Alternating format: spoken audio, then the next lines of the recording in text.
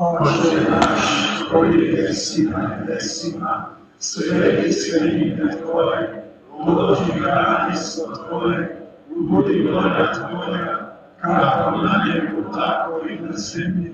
Kruh naš svakdanji daj nam danas, i otpusti nama duge naše, kako i mi otpuštamo dužnicima naših, i ne uvedi nas u napast, nego izbavi nas od zla.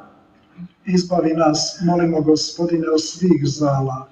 Daj milostivo miru naše dane, da s pomoću Tvoga milosrđa budemo svagda i slobodni od grijeha i sigurni od sviju nereda, čekajući blaženu nadu, dolazak Spasitelja našega Isusa Krista.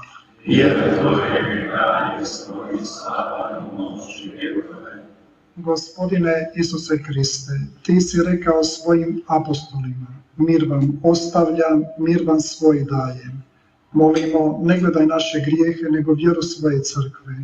Daruje mir jedinstva kako je volja Tvoja, koji živiš i kraljuješ u vijeke vjekova.